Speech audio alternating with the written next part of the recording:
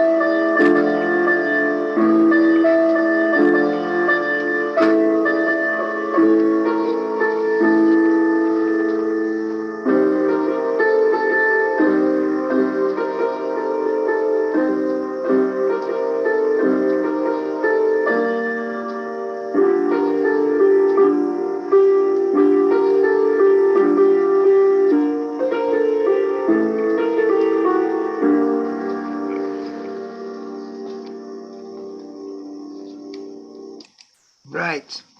Thank you. Okay, so we're now looking at this text. This is a discourse that was taught by the Rebbe in 1969 on the 21st of Sivan, and it was Shabbat Behaalotecha. And then in 1991, it came out, and it was called Tract for the 15th of Sivan. Now, today is the 15th of Sivan.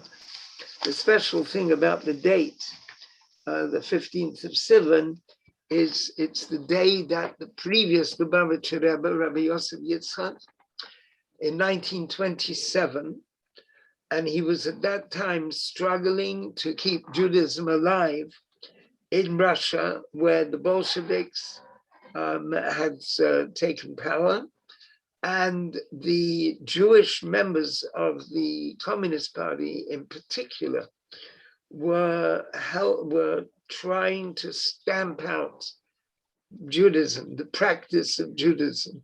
They believed with the new communist brain that religion is, as Marx called it, the opium of the people. In other words, it's what keeps the people quiet and drugged so that they don't engage in revolution and turning things around to their benefit and getting rid of the capitalists.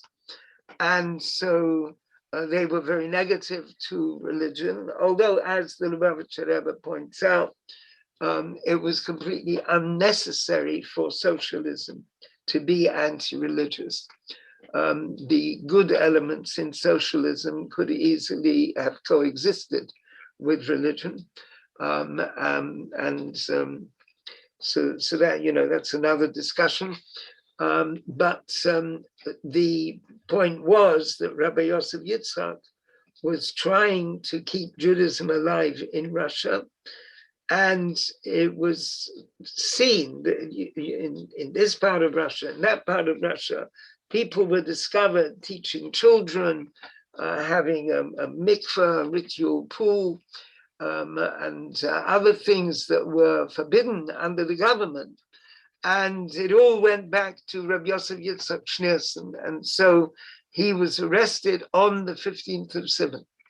So it's today commemorates that arrest.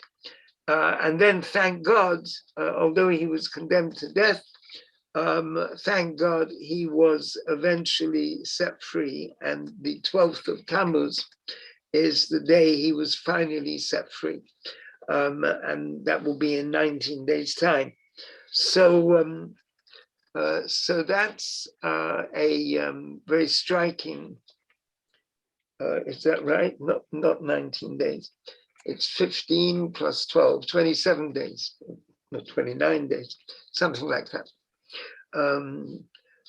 29 days, I think is right. So in 29 days' time. So that's when in 1927 he was set free, which is a time of great celebration. But this discourse was issued for the 12th of Tammuz, for the 15th of Sivan, in the year 1991. And that means it was edited by the Rebbe. Many of the discourses that we study, they're all taught by the Rebbe. And then they're transcribed, and some of them are also edited by the Rebbe for publication. And that's what happened to this. So this has been finally edited by the Rebbe. Now, let's see what it says. Behaalotecha et hanerot. Now let's just try to summarize the discourse in one or 2 points. It's talking about the way the lights of the menorah, the light of the menorah represents the neshama, the soul of the Jew. And there is a fascinating midrash which talks about the lamp of the Jew, which God is holding in his hands. That means the soul of the Jew. And the lamp of God, which we are holding in our hands. And what is the lamp of God? That is the Torah. So there's this interplay between the lamp of the Jew, which God is holding, and God's lamp, which we are holding. And God says, if you look after my lamp, I'll look after yours. In other words, if you, the Jewish people and the Jewish individual, if you study Torah and keep its mitzvot, then I will look after you in every way. And so that's the lamps that the lights, the flames that we're talking about. And it's all about the interaction between the Jew and Torah, and the way that it's Aaron who lights the lamps of the Jewish soul. And he explains here why the Jewish soul needs being lit. The point being that the soul is filled with the most spiritual quality when it's in heaven. But when the soul comes down into this world, it's coming into a realm of concealment, and it can forget its enthusiasm. And so Aaron, who is of a higher nature, he's a person whose soul does not forget its enthusiasm. He comes along to ignite our souls. And so that enables us to break out of the concealment of this limited and physical world and connect with the divine in a very positive way. And then comes the whole interchange between us and the Torah. And in fact, Aaron himself, there is a lot of Kabbalistic exploration of every detail in the Torah. And one of them is the beard of Aaron. There are various verses about the beard of Aaron, the oil, olive oil flowing down the beard of Aaron, and with all kinds of spiritual imagery.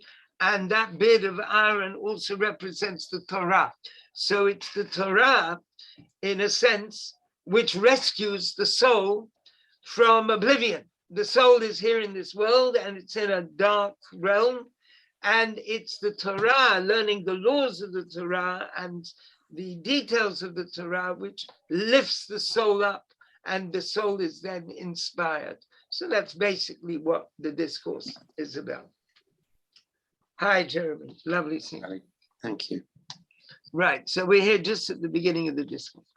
Behaalotecha, when you light the lamps. The Likutei Torah, and it says in Likutei Torah, which is a book of the teachings of Rabbi Shneimeh Zalman, the nerot, the light, the lamps, heim hanushamot, they are the souls.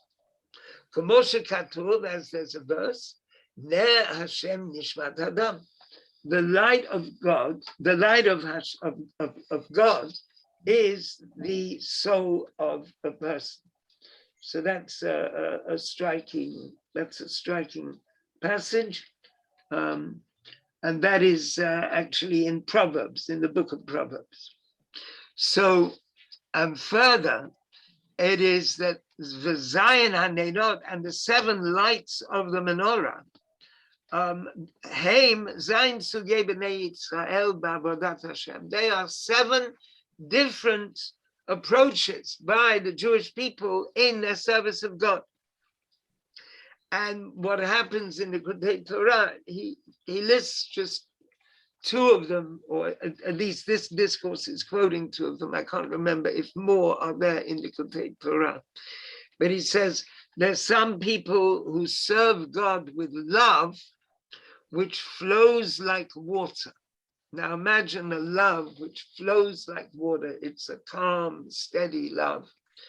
And it's always there, it's reliable. That is the love which flows like water. And that represents chesed. That represents the first sphera, kindness and love. V'yesh, but there's some others who serve God in a different way. It's also with love, but it's a different kind of love. Ahava karish be'esh. Love like coals of fire, and the love like coals of fire burning in a very powerful way. That's gvura. That's the love which is considered gvura. Now, love, chesed, is understood to flow from above downwards, and gvura burns from below upwards. And so these are two kinds of love: the love which flows down and the love which burns, reaching upwards. But they are two different styles of an individual in relation to the divine. And so what it's saying here is that there are 7 branches of the menorah, and each one is a different style in approaching the divine, or even in love of the divine. The 7 different approaches. So that is what it says in the Kutei Torah by Rabbi Shneur Zalman. Umavaya Admor Marash. Now, Reb Shmuel, who is the 4th Lubavitcher Rebbe, he lived around 1870.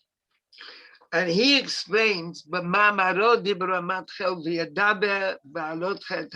he taught a discourse based on the opening phrase of this week's Sedra, that God spoke to Moses and told him about that he should tell Aaron when he raises up the lights, when he lights the lights of the menorah. And that was said, that discourse was said 100 years before this discourse by the Rebbe was said. Now, the discourse by the Rebbe was said in 1969, so it's in 1869 that the discourse by the Maharash, by the 4th Rebbe, was said.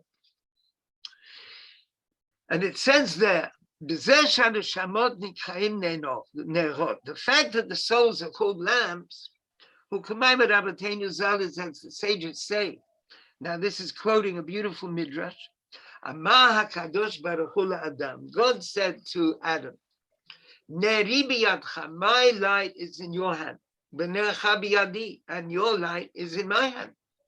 My light is in your hand, Torah. That is the Torah. How do we know that? That is the light which is in a human being's hand, in a Jew's hand. Dichtiv, as it's written, Kineh mitzvah v'torah. The lamp, a mitzvah is a lamp, and Torah is the radiance that comes from the lamp. So therefore, you've got the idea of a lamp and the light shining out of it. That's Torah and mitzvah. V'necha biyadi, and your light in my hand, says God, zu hanefesh, that's the soul. How do we know that? Dichtiv, as it says in another verse, Ner Hashem nishmat adam, the lamp of God is the soul of man, as we had before. So this idea that God is holding our lamp and we are holding God's lamp. And God says to us, Im shamata et neri, if you look after my lamp, ani mishamer et necha, I, God, will look after your lamp. And then the midrash goes on in a negative way. The im kibita et neri, but if you extinguish my lamp, you don't learn Torah, you betray people, betray the Torah in some way. Ani mechaber et necha, then God forbid, God puts out our lamp. So in other words, there's some kind of connection between our lamp, which is our soul, the way that God looks after our soul, and the way that we're looking after God's lamp, which is the Torah. But tzarich lavin, we have to understand this, says the Rebbe. The fact that the neshamot are called lamps, that's a clear verse that we quoted before from scripture. Ner Hashem nishmat adam. The soul of God is the lamp of God is the soul of man. So we know that the soul is a lamp. Why does it have to quote the words of the midrash? Why does it go on explaining this sort of interaction between the soul and the Torah? The well-being of the soul depends on the well-being, on the way in which we relate to the Torah. How? What is this juncture of concepts? We also have to understand in the verse it says the lamp of God is the soul of man, that the soul is itself the lamp of God. Midrash, whereas in the midrash that's being quoted, it says it puts it the other way around. It's the lamp of the person is his soul. And it's that what is in God's hand. So it's not saying that it's God's lamp is the soul. It's the individual, it's the person's lamp, that's his soul. And God is holding his soul. And so there we have a different way of expressing it, that the soul is the lamp of the person. And it's the Torah which is the lamp of God. Whereas before, in the other verse, it says the lamp of God is not the Torah, it's the soul of the person. So there seems to be a whole junction between the person's soul and the Torah, which is what is going to be explored. But first of all, I want to stop sharing, and so that anyone who wants to make a point can make a point. But Rabbi Lu wants to comment on what we've said so far. Rabbi Lu? No, okay. It sounded very beautiful. If I just could say, when you come to the verse about Aaron's beard, of course, it's mentioned in the Tehillim, in the Psalms, when it describes the special oil. It mentions the beard of Aaron. So that is you mentioned that it's a very high, special spiritual level. And it's obviously that when the Torah, the Psalms are talking about the holy oil which dripped down on his beard and from it onto his clothes, it's talking about something special. Right. Thank you. Yeah, we'll be coming to that in a minute with the help of God. Any other points from anyone? Okay. Right. So let's go back to sharing this screen and looking at this discourse. Right. So bait, right? Section bait, which is still on page 5, page 8. V'yesh levai, now this can be explained by first of all considering what it says in a number of places. The Inyan Behaalotecha Ne'erot, that when we talk about Aaron lighting the lamps, Hu sha'Aaron me'oreh et haneshama. Aaron arouses the souls. Sheyeh behem haratzon la'alot l'mayla, that they should desire to rise upwards. Va'ad likalel ba'atzmut Ein Sof, so much so that they should be absorbed in the essence of the infinite. So that's what Aaron does. Aaron somehow nudges the soul, so the soul suddenly yearns to be absorbed in the radiance of the infinite beyond. And because of that, the soul reaches upwards. Now, even though this desire to be absorbed in the infinity of God, it's actually the nature of the soul. As it says in Tanya, the reason why the souls are called lamps,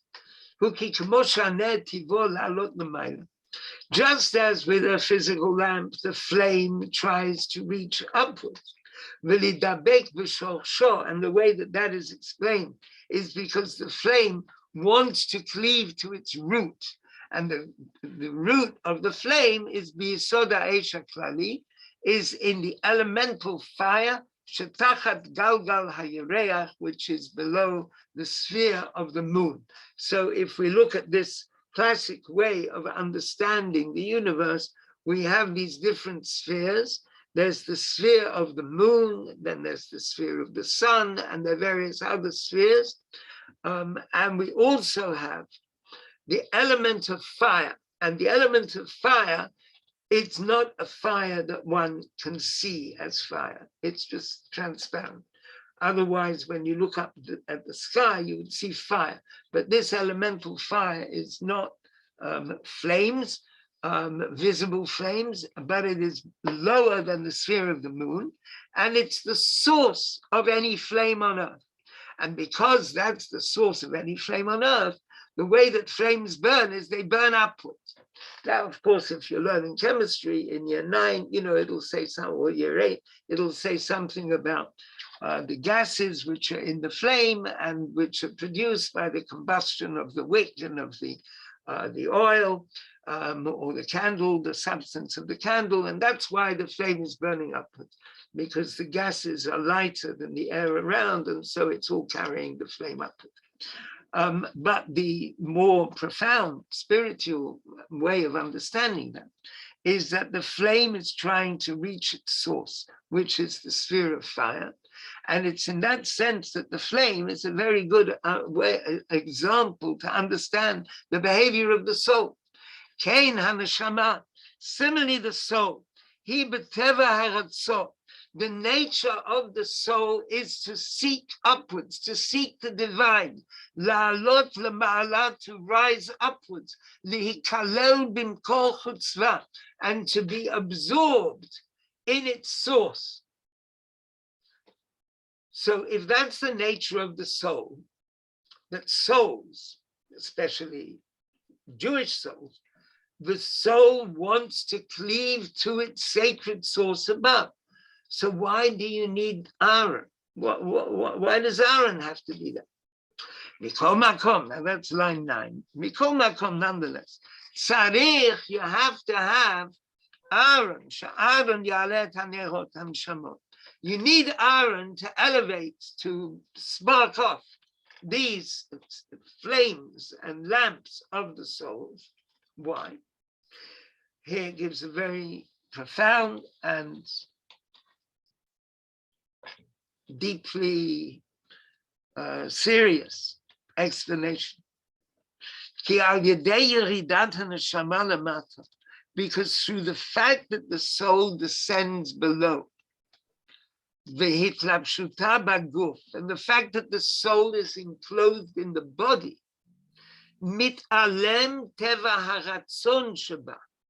this nature that it has, the nature that the soul has to want to reach upwards to the sphere of fire or to God, which is the literal thing. The flame wants to reach the sphere of fire. The soul wants to reach to God. Now, the soul forgets. The soul enters our physical bodies and it gets absorbed with the things that our physical bodies are into. And our physical bodies are to a great extent involved with comfort and with pleasure and with narcissistic perspectives on life and with selfishness. And the soul gets dragged into that and it forgets about its higher spiritual source, and it forgets that it's longing to rise and to reach upwards out of this ordinary domain and to reach to the divine.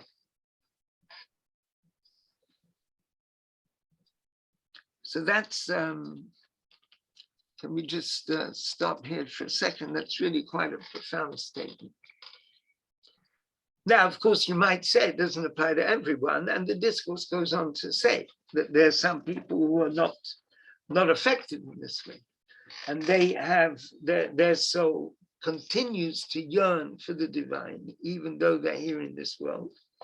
And not only that, but they have the ability very often to inspire other people who are affected by being in this world and whose souls have temporarily forgotten that their source is from the infinite. And so what happens is that the person who is on a greater level, like Aaron, who has got this profound connection with the divine, that his soul doesn't forget its source, he arouses us. And there may be people who are souls on fire, as Elie Wiesel put it, without any other person necessarily arousing them, but they are just very naturally very spiritual and have a profound connection to the spiritual beyond, and they are not lured into the sort of temptations and comforts and ordinariness of this world. They are all the time seeking something more. So has anyone got any comments at this point?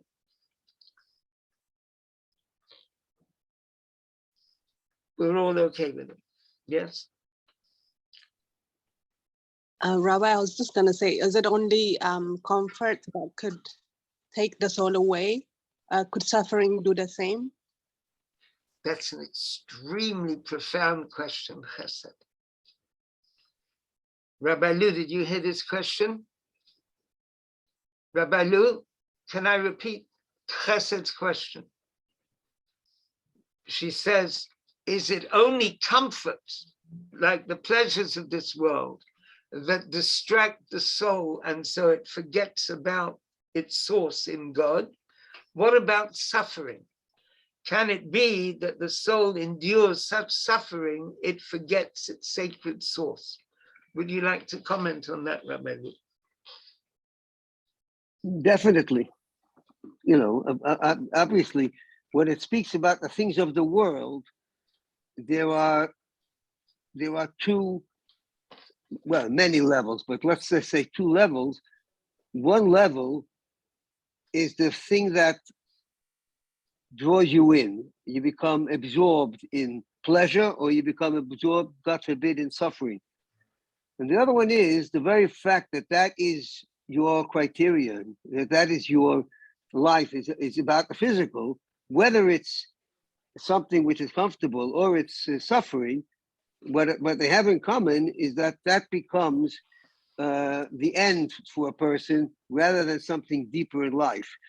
So, you know, there are, it says in Hasidic teachings that when a person is unduly poor, it's a test from God. And when a person is very rich, it's also a test from God. And it says that very often the test of richness is even more demanding and more difficult to contend with than the test of poverty. The Rebbe, who quotes this, but he always said that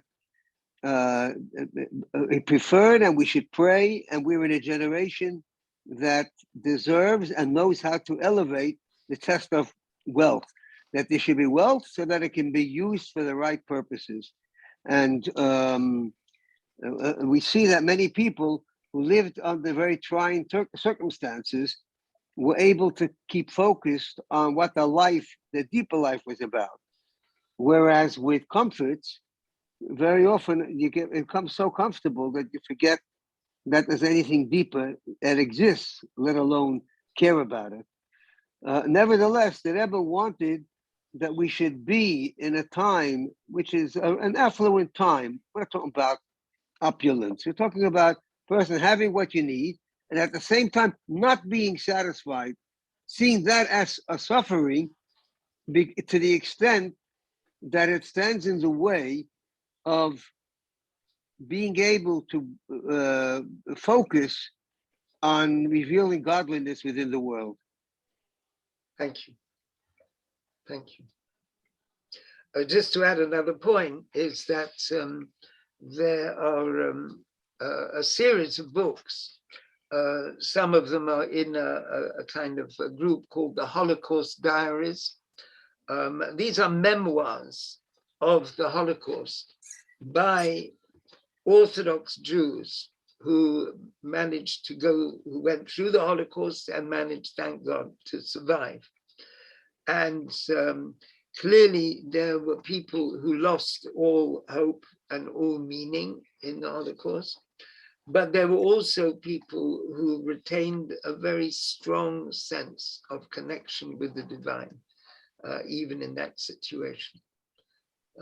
So I hope that those different points that Rabbi Lu said helps you, Chesed. Is that okay? Is that? Yeah, thank you. Right, thanks very much. Right. So now we come to something about different kinds of people.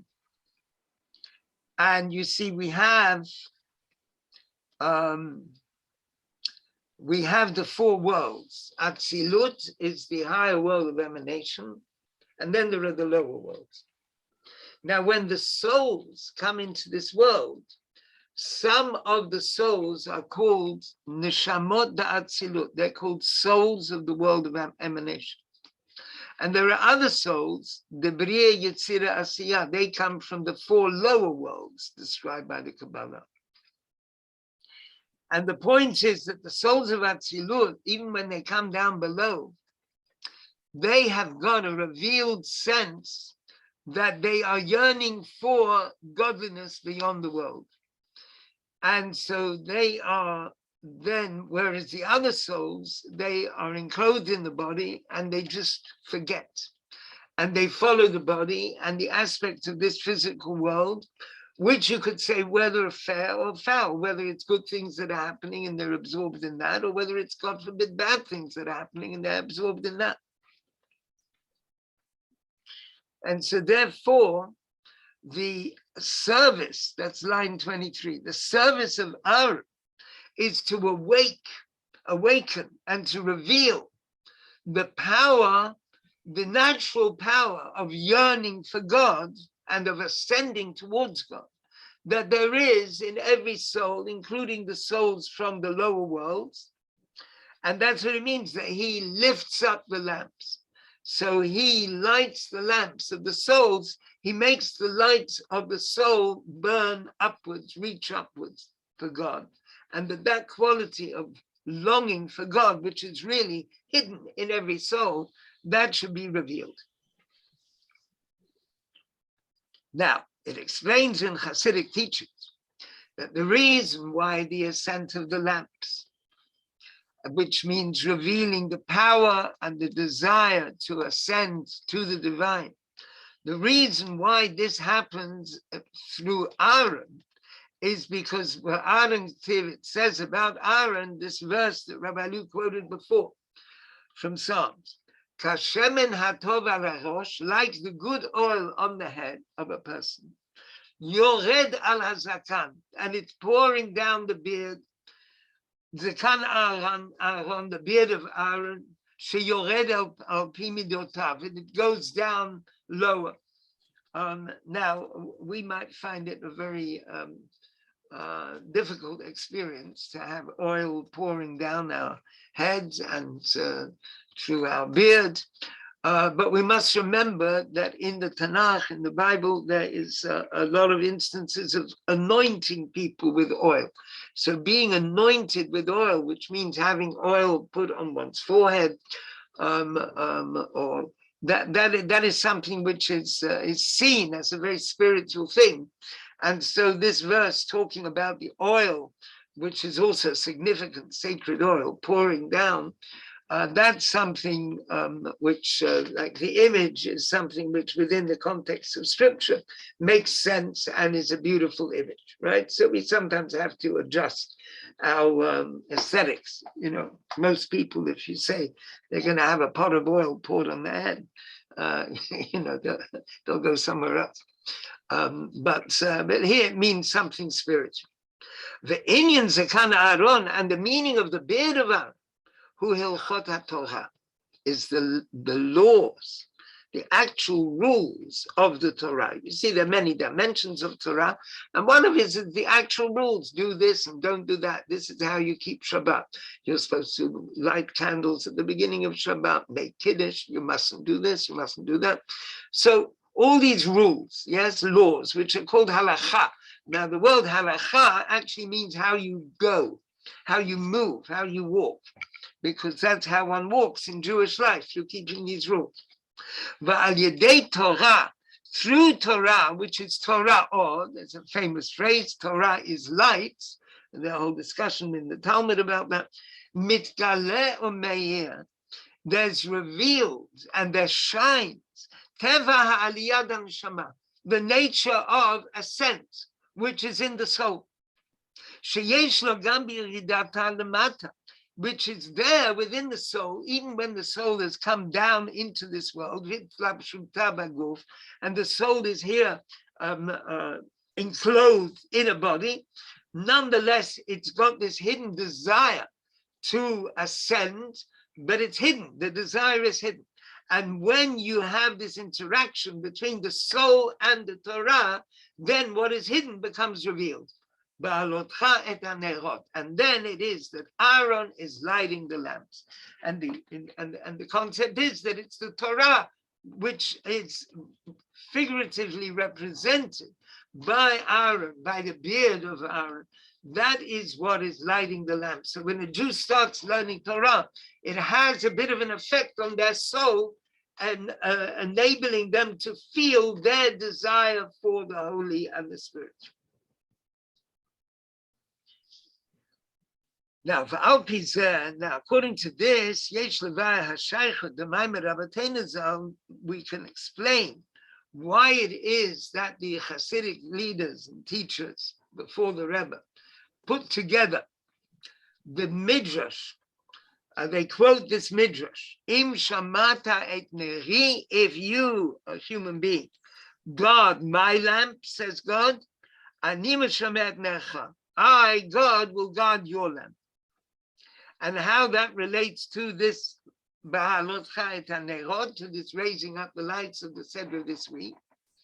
Ki inyan ani meshamer et necha, because the idea that God guards our lamp, which is shmirat haner shelo tichbeh, that means God looking after our soul, so it shouldn't, God forbid, be extinguished. Hu shahaned haneshama means that the lamp of the soul, and that lamp of the soul is teva haratzo, is the basic nature within the soul of desiring to rise, v'ha'aliyah shela, the way the soul desires to rise up and connect with the divine, and that should be begilui, that should be revealed. Now, the fact that the looking after the lamp of the soul, who al yedei shmirat haned Torah, it's through us looking after the lamp of Torah, who al derech ha'inyan de behaalotecha hanerot shal yedei Aaron. That relates to the idea of the Aaron, who represents Torah, coming along and lighting the lamps and making them rise up. So we've got, therefore, this idea of Torah and the connection of Torah with the soul, and the way in which Torah makes the soul feel a yearning for that which is beyond. Now that's actually, if I can just stop sharing for a minute, that's a very, very profound concept. But when the soul wakes up a little bit, as it were, and it wakes up through its study of Torah, it feels this longing. When it doesn't feel the longing, when it's satisfied, then, you know, you could say the forces, it doesn't necessarily have to be in a very negative way. You could have a religious person who is living in a religious community and his needs are satisfied. There's a Talmud share, there's a class where he can study Talmud, a class he can study this, and there's kosher food, and there's a lovely shul, and everything is on tap. And the soul doesn't have to feel any longing. It's quite comfortable where it is. Everything is very comfortable. So the thing is that ideally the soul should feel a longing for that which is beyond, because however comfortable our Judaism is in our structure around ourselves, there's always something beyond from the divine. And the more the soul is able to yearn for the divine beyond the world, the more the soul is really expressing what its purpose is here in the world. And so that's the we all, in a sense, need Aaron to come and wake us up and make us feel that what's here is not enough, and we have to be on a higher level. Okay, any comments on that? Right, okay. So let's go back to the discourse.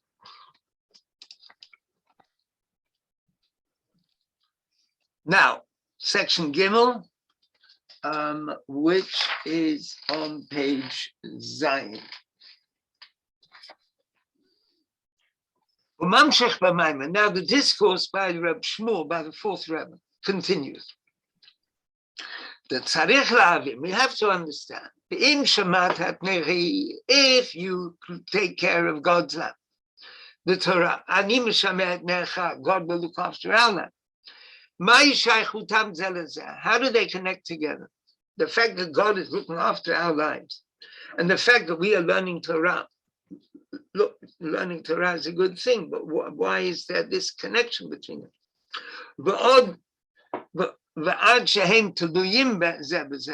Not only have they got a connection, but they seem to depend one on the other. The care of our soul and what happens to our soul seems to depend on its relationship with Torah. And he explains something from the Midrash about the whole nature of existence. B'schut mi heim omdim. Sorry, I missed the line. Line 20.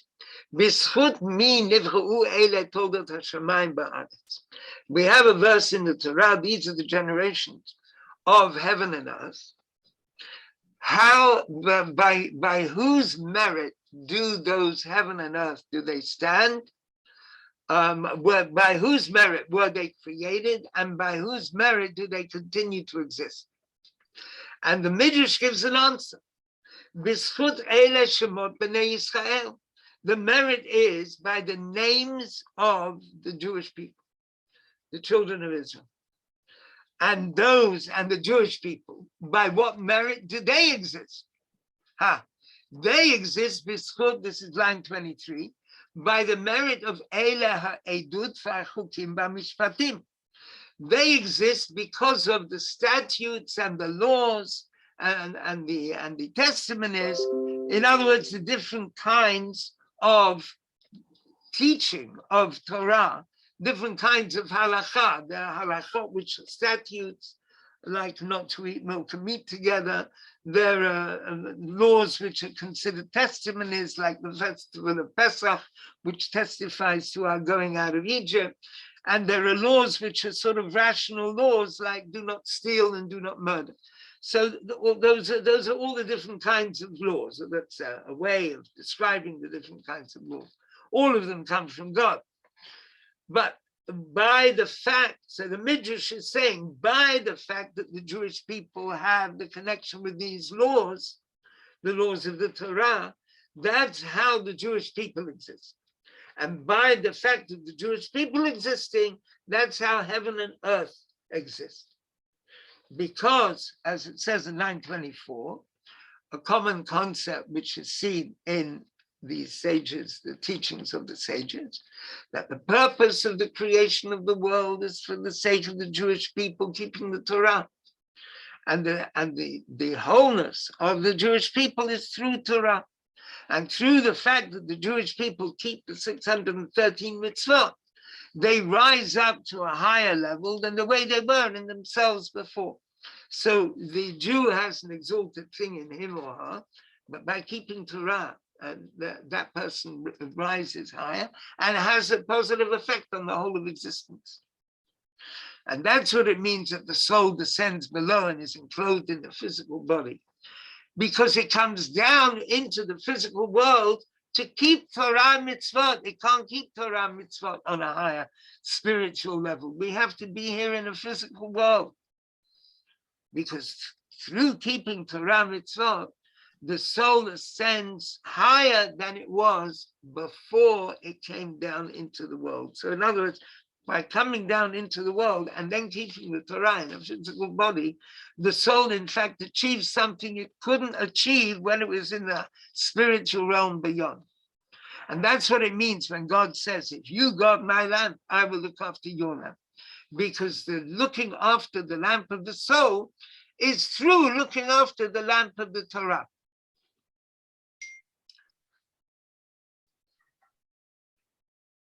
So in other words, I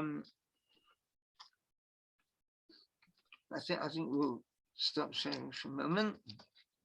So the Rebbe's put together the way in which these two different concepts. On the one hand, there's the elevation of the soul so that the soul yearns for the divine beyond. And on the other hand, and of course, there's Aaron who does the awakening of the soul. But first, let's just look at the soul. So there's the soul yearning for that which is beyond. It takes place because of Aaron, and Aaron represents Torah. And then we have the Midrash, which puts that together as well, that there's the Torah, which helps the soul fulfill its purpose. And when the soul is fulfilling its purpose, it's yearning for the divine. So it's a kind of a circle going round and round, that there is the exalted realm beyond, and the soul yearns for that. And in order to do that, it needs the Torah, which comes into its situation wherever it is, and it helps it connect with God through the Torah and then yearn for the divine. Are there any comments on this at this point? From Tali, Jeffrey, good evening. Just, can this be achieved when a neshama? I understand that the neshama in the body is also attached on a higher level as well.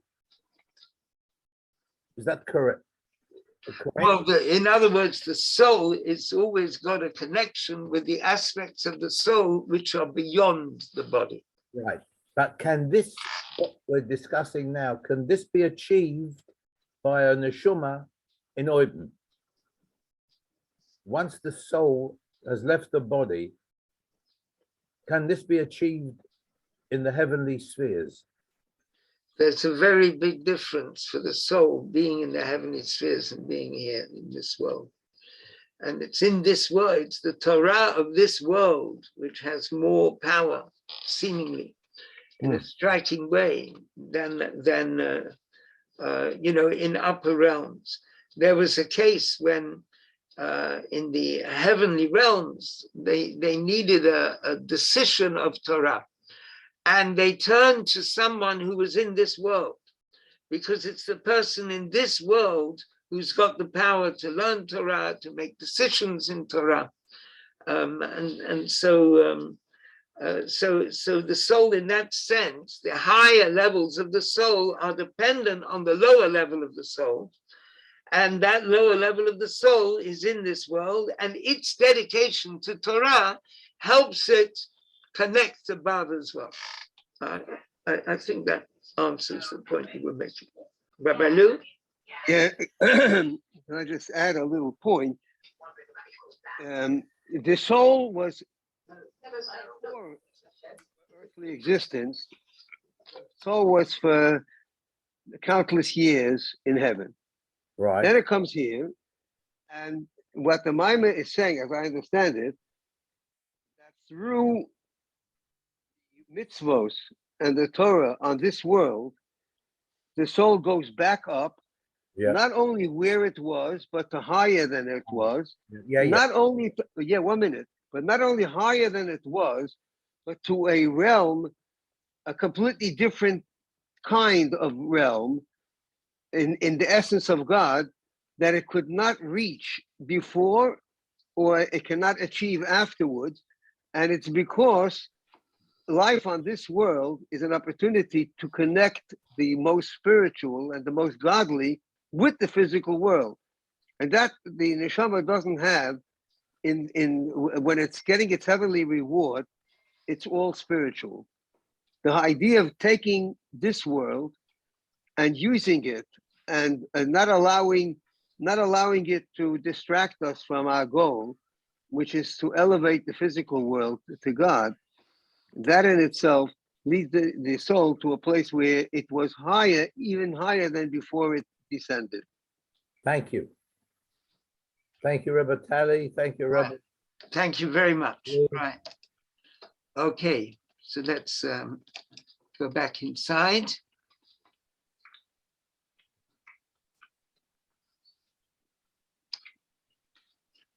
I'd like to move to, it goes into a lot more detail. This is quite a long discourse. And it goes into a lot more.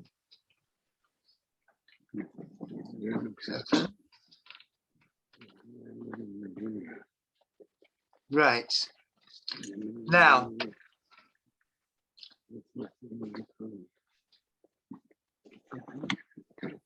Okay. So now we're looking at section Vav on page Yud Bet. Now it's discussing various things about the whole relationship of the soul to the Torah and to spirituality. Va'inyanhu. Now the subject is as follows. This is section Vav. The Itab Gemara, it says in the Talmud, Amru alav Rabban Yochanan ben Zakkai. They said about this great rabbi, Rabbi Yochanan ben Zakkai, Shelo iniach davar gadol v'davar katon. He did not leave, there was nothing that he had not studied. Not big things and not little things. He'd studied everything. And those everything that he'd studied included big things and little things. What does the Talmud mean by saying big things? Davar gadol, a big thing, ma'aseh mekava. The work of the chariot, that's the big thing. Davar katan, and what is the little thing? Havayot da'abaya v'rava, the discussions by the two Amoraim, the two sages in the Talmud who were friends, but they're always discussing this, and usually one says one thing, the other says the other, in the Talmud, and they're continually discussing issues. So what's called a little thing is their discussions, and what's called a big thing is the work of the chariot. Now, what is the work of the chariot? The work of the chariot is in the first chapter of Ezekiel. It describes a tremendous vision that Ezekiel saw, and it is like a kind of divine chariot. It's a chariot with 4 posts, as it were, holding up the structure of the chariot, and the 4 posts are 4 angels. And each angel of the 4 posts, each of those posts, each angel at one of the corners has 4 faces. The face of a lion, the face of an eagle, the face of an ox, and the face of a man. And it says somewhere that the face of the man is the face of Jacob, our ancestor. And those are the 4 posts, so to speak, of the chariot. And then you have the actual structure of the chariot with a kind of a platform, and on the platform is a throne, and on the throne is a kind of suggestion as if someone is sitting on the throne, but you can't actually see it. And it's a kind of image, it's a vision of a divine dimension. And Ezekiel, when the Jewish people were in exile in Babylon, he was near the river Kava in Babylon, and suddenly he saw this image, this vision, and it was very striking. And one thing it showed him and the other Jewish people, when he told them about it, it showed them the closeness of God. Even though they were in Babylon, in Iraq, far from Jerusalem, nonetheless, the divine presence was there with them. So now, following that time, which is in the period of exile, the first exile, in between the first and the second temple, then you have the second temple. And during the time of the second temple, the mystical practice of thinking about this vision of the Merkava, the chariot, became a practice among the sages or exalted figures in the Jewish people. It's described in terms of the soul rising to higher levels, a very, very spiritual practice. It's a deep dimension of Jewish mysticism. Now, so it explains in the discourse discussing this. In the Talmud, it says that Rabbi Yochanan ben Zakkai, this great man, he studied everything, including the great things like the Maaseh Merkava, the work of the chariot, and also the minor things, so to speak, the Talmudic discussions about the halacha. That's what Abai and Rava are discussing. They're talking about something about, does this constitute carrying on Shabbat, or is it not carrying on Shabbat? Is this thing kosher, or is it not kosher? So their discussions are about the practicality, very often, about the practicalities of Jewish life, Jewish law, what you might find in the code of Jewish law. Whereas the work of the chariot, the idea of the ascent of the soul, that's a very exalted thing. Now, so it explains in the discourse by the fourth Lubavitcher Rebbe that we've been discussing here, which was said 100 years before in 1869. And this discourse was said that we're studying by the Rebbe was said in 1969. It says that and incidentally, the description of the work of the Merkavah, that was the Haftarah on Shavuot, right? Because Shavuot, we have the reading of the Ten Commandments. It's a very spiritual event. And the parallel to that in the books of the prophets is Ezekiel chapter 1 with the description of the Merkavah. So it explains in the discourse that the reason why the work of the chariot is called a great thing is because by means of the chariot, a person reaches above his own station. He reaches to the one who is, or putting it, the man who is riding on the Merkavah, on the chariot, reaches a level that he's not able to reach by himself. Now that's what a chariot is. An ordinary chariot, like a car. Yeah, you get into a car, you can drive to a place 100 miles away. It'll take you 2 hours. But if you were walking, you wouldn't have been able to get there so quickly. Now, similarly with the upper chariot, the Chariot, that means the angels, those 4 angels are described with 4 faces each. They are carrying the throne. And there is the image of a man on the throne. And they're raising that quality of the man on the throne, which is, as it were, a certain aspect of the revelation of the divine. They're raising it to a level beyond revelation, L'bchinat lo adam, to a level beyond that image. It's as if there's, at a lower level, there's a kind of anthropomorphic image, and if you rise higher, you're beyond that anthropomorphic image. And the main thing about this rising to the level beyond man is that the chariot of the patriarchs, there's a famous concept that Abraham, Isaac, and Jacob, they are the chariot. And that chariot is the Merkavah of Atzilut. That's the chariot of the realm of Atzilut, the realm of emanation, the highest of the 4 worlds. Because the rising to the level of the man, the level of man to the level of beyond man, right? So in other words, there's a level where the divine is revealed in some tangible way to a level beyond that. Now, when we consider that on the level of the chariot of the 3 lower worlds, of creation, formation, and action, that means that the man who is on the throne, so to speak, goes up, ascends to a level which is not man, compared with that level which is man on that lower level. But when you reach a higher level, which is the chariot of the patriarchs, that's the chariot of Atzilut, the highest of the 4 worlds. Then the ascent to the level of the man, so to speak, of Atzilut, of emanation, to the level of beyond man, that goes to a level beyond Atzilut. That goes to a level beyond the downchaining of the worlds. And that's why the work of the chariot and thinking about the chariot is called a great thing, because the Adam, when you say Adam, the person, that means something small, something limited. And through the chariot, he goes higher to the level which is beyond man and beyond the limitations of man. So this, you see, there's a kind of parallel here. There's a parallel, I'm going to stop sharing for a moment.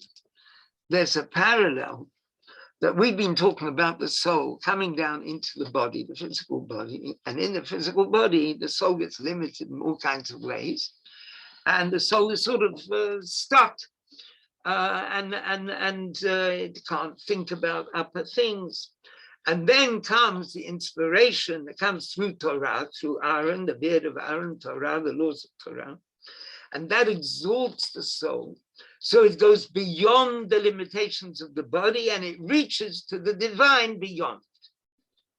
Now here, in describing what is happening with the Merkava, is that it's the ascent of some kind of being held by some kind of structure that we call man, and then going beyond that structure to beyond man, beyond. And it's that beyond which is that sense of divine freedom, which is what makes the work of the chariot or the process of the chariot into something very exalted. And that's why when Rabbi Yochanan ben Zakkai was involved with the chariot, it's called something great because he goes beyond the smallness of man. Now then we have another question. Why is it that the teachings of Abaya and Rava, that means the discussions in the Talmud, are called a little thing? How can that be called a little thing? That's the halacha. Surely that's very important. So we'll look at this, and I think with this we'll conclude. Hatam, the reason why the discussions of Abaya and Rava are called a little thing, even though that their discussions are the basis of the Talmud, it's because the laws of the Torah haven't got involved in little things. That's precisely the thing about the Torah. It gets involved with little things. Is this the right fork? What's happened this evening? My wife said to me, what's this knife doing on this side of the kitchen? This knife's supposed to be a milky knife. That's why it's a blue knife. Why is it on the other side of the kitchen where everything is meaty? Right? And a whole discussion what to do. So in other words, the Torah is about the laws of the Torah, about little things. And in every mitzvah, there are all kinds of little details. And that is all the way in which the world is, so to speak, it's all there in little details. But that is an incredible thing.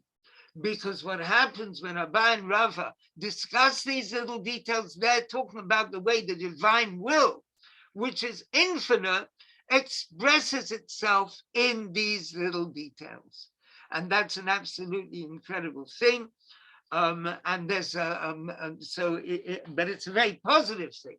It's a little thing because it's in these little things that we reveal godliness at every step of our lives. Like I once heard about someone who heard that, a non-Jew, he heard that in Judaism, there's a rule how to put on your shoes. You put on the right shoe first, and then the left shoe, and then you tie the shoelace on the left shoe, and then you tie the shoelace on the right shoe. And there's a whole lot of imagery why you do it this way, why you put the right shoe first, why you tie the left shoe. He said, if Judaism tells you how to behave on that kind of level, I'm going to convert to Judaism. So that's a fascinating thing, the way Judaism comes into the tiniest details of daily life. Then it gives another reason why the discussion in the Talmud of Abba and Rava and everyone else is called a little thing, because the Torah now is like a little thing compared with the inwardness of Torah, which will be revealed in the future. Now, in fact, the Torah now is a garment and a parable for the infinite, which is revealed in it. And in the future, that will all be revealed. And so therefore, we have this concept where we have the idea of the way in which we're finishing now, the way in which the soul is trapped in this world, but it's through Torah that it ascends beyond, and the laws of the Torah and the teachings of the Torah with their highest dimension, whether it's the work of the Chariot or the Hasidic teachings and the simple practicalities of Jewish law, all of this help the soul connect with its root and seek its bond with the divine, and also to reveal the divine in the world, which is what the goal is, that in this dark world should be the illumination of the radiance of the divine. Thank you.